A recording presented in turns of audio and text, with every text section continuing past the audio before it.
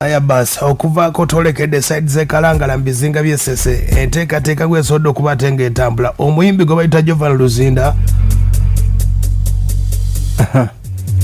Jovan Luzinda amulengerako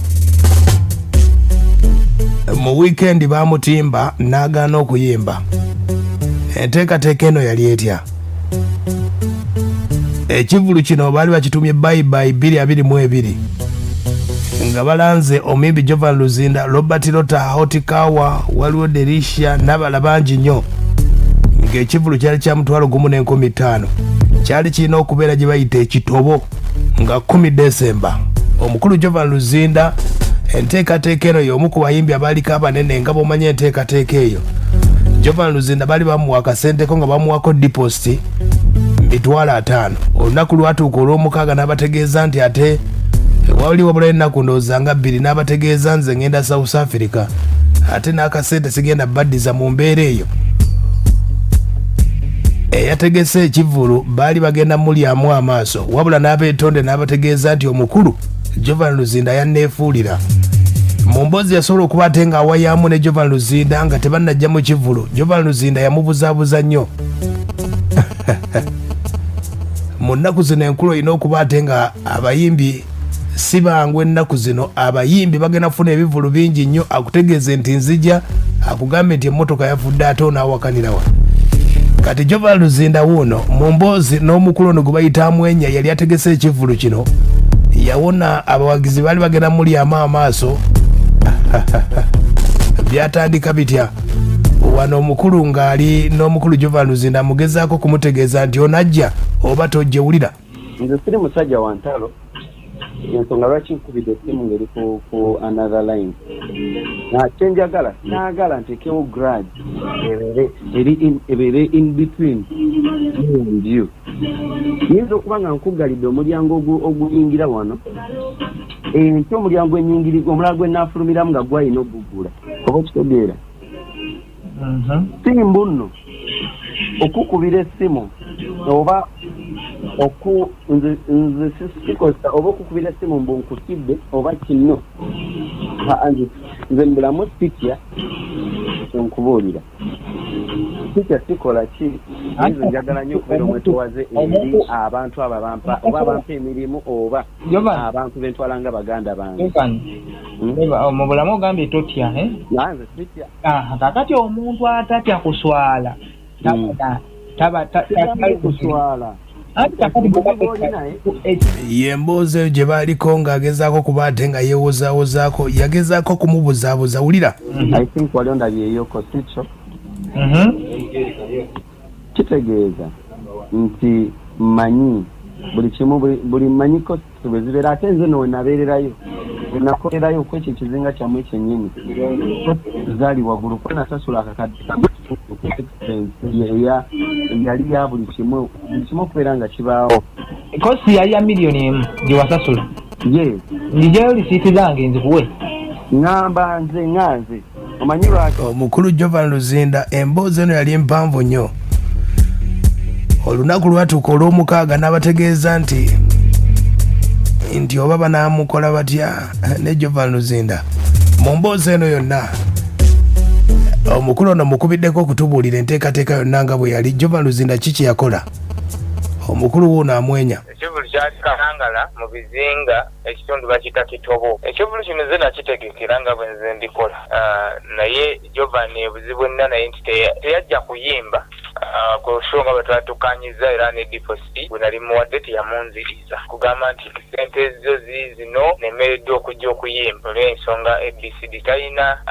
mu nsonga zagamba nti alina booking endala ndowooza eri agenda tagitwala nga nsonga ate nange nali muwadde akasente nga njagala tukole bizinesi obutaka obuzibu bwe buvaawo oba obutakanya bwange bwe buli ne Jovan Luzinda ne management ye yali asaba $1,800,000 era awo ne mukwasira $5,000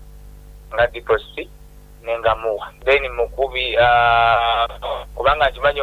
nga wabula ennaku zaali 2 show etuuke nga nkimanyi nti n'okubira omuyimbi n'omuwa ssente ku lunaku lwa show ajja oba aba yazikozesa weezira n'akubira essimu amuweza ka posita tugitwongere nga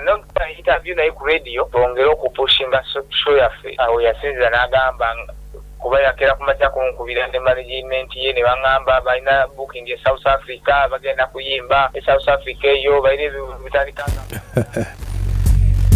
Aha, uno omukulu akyatugamba Jovan Luzinda amugamba atya? Era ngamba tongere show biki naye imagine nga bula ennaku 2 show etuuke so nga buli kimu kiwedde so inange egyo yongezaayo show ekivulu kyo kyaggwa naye nga kyandetera okusazaamu enteekateeka kyanfiiza ebintu bingi kubanga nakisala ne ssente zekyaliko nenkisa ku nusu kasanvu okuva mu mutwalo gwe twali tulanze so ngera omuntu kimuleetera okubuuza lwaki basaze ssente ez'ekivulu. Jovan Luzinda obutajja byalina ssente zange nti enteekateeka nga bwe yali yakyusibwamu nti essente zetwatulanze si zezo ze twasoloza ku mulyango ate era tezavaayo aleetera mu bizinensi eyo kubanga Jovan teyalabikako ku lunaku olwo kuba abantu batuuza ekituufu Jovan taze ekyo bala tutadde ku nusu kasanvu. Kitegedde agamba nti agezezaako okukubira Jovan Luzinda amasimu takwata abuza. Jovan essimu zange tazikwata bw'omukubira olwalira asobola okukwata n'asirika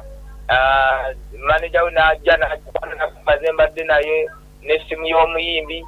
bw'atyo. Omusango bye mbadde ndiko process. Kitegedde Jovan Luzinda ndowooza abapoliisi ndowooza banamusobola okumubanja ye bwagezezaako okwekubira ku Jovan Luzinda ono ayogerwako asoose kwebuzaabuza n'amaliriza n'akkiriza ensonga agyogeddeko bw'ati. Naye olwo ebituzo byesoogerera ku mpewo muganda wange simanyira olwo ebintu byesoogerera ku mpewo kuba sibitegera byongamba byennyini naye sijja nkubuzeemu ekibuuzo muganda wange omuntu otegeeraganye naye asobola okusika ku mpako gye kuba olaba kibwe kite omulenzi oyo oba mulenzi oba musajja simanyi wasimanyi nnyo yankubira essimu okunkubira essimu nemugamba siriiwo nagamba nyamba owulira namugamba siriiwo naye kandabe kyakola n'ateekako ssente $5,000 ngateeka $5,000 mu maaso bw'oyamala nankubira essimu ntaddeko ssente nze ndi muntu ssente nenzirya nga ate nali siriiwo kyekyo akati omuntu asobola okukozesa ng'omugambye siriiwo gwe naye nakozesa ku mpaka oyinza okikkiriza tosobola kikkiriza nange era kisobola kujja nga nzija ku mpaka kuba nange ndi muntu yes that's it abawagizi sina kyenja bategeeza kuba munaye kitegedde Jovan Luzinda ategeeza baamukaka okuyimba ku kivulu ate nga ye yali tayagala kujjayo n'agamba ssente baazimuwa ne n'azirya. Jovan Luzinda yabategeezaako gye buvuddeko ng'ayogerako ne promota amwenya yamutegeeza nti ajja muwa ekivulu ekijja mu maaso eyo eky'obwerere naye wulira yabawa amusha endala ekyenjo bakolera kuba nange kumpi nali mbayambye buyambi kuba esobola sigirayo ezo ssente naye nali nyambye ggwe naye mubanga mwe temuli bantu okusinziira ku kye nabadde nkugambye nja bawa sho ndala basijja sobola kujja ngenda kuba siriyo tuli bantu tuli beki mukama wange no temuli omanyi wemba nga nakunyonyodde buli kimu nga bwe kyali ate nga nze nakikola mu mbeera nti wagira mu mbeera yakwegayirira nange ne ngamba kankolere muganda wange osanga olunaku olumu oba okitegeera kankubuuzi oyo ekigambo kyokozeseza nti nagira mu mbeera yakwegayirira nekitegeeza nti nno shoko ogisazeemu oba kogende ne shendala naye it's okay all about kugenda na shondala oba it's okay